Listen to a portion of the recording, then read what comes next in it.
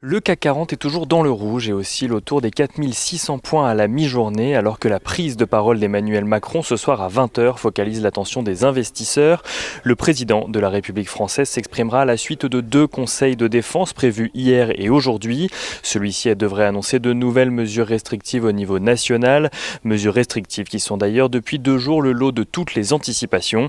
Deux scénarios semblent pour l'heure être étudiés par le conseil de défense. Tout d'abord une avancée de l'heure de couvre-feu en semaine complétée d'un confinement le week-end, tandis que la deuxième option serait l'instauration d'un confinement national pour une durée de 4 semaines.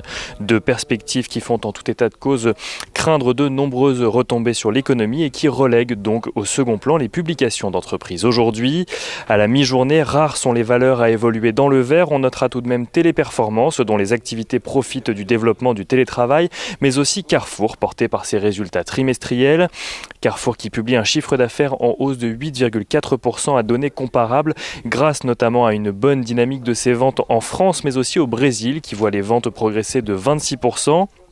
Une progression globale qui signe même la plus forte performance commerciale du groupe depuis 20 ans.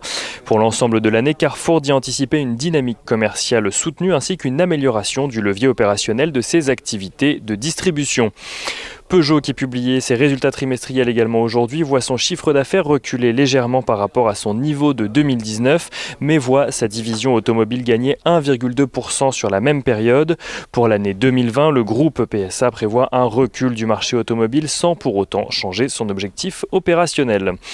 Valeo annonce de son côté un chiffre d'affaires en baisse de 6% au troisième trimestre. Cela n'empêche pas l'équipementier automobile de constater une très forte reprise d'activité sur la période et de revoir à la hausse ses objectifs pour l'ensemble du second semestre. Il anticipe désormais une marge supérieure à 12% du chiffre d'affaires contre les 10% prévus initialement. M6 publie de son côté un chiffre d'affaires en recul de plus de 15% sur les 9 premiers mois de l'année, avec une marge opérationnelle en retrait de près de 2 points par rapport à 2019.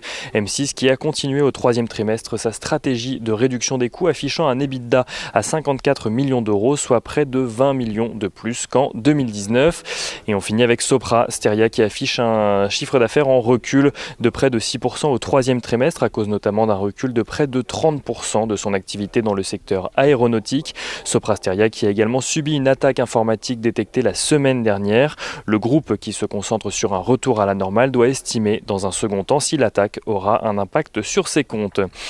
Parmi les plus fortes baisses à la mi-journée à Paris, on retrouve Atos, mais aussi les valeurs bancaires et les valeurs automobiles.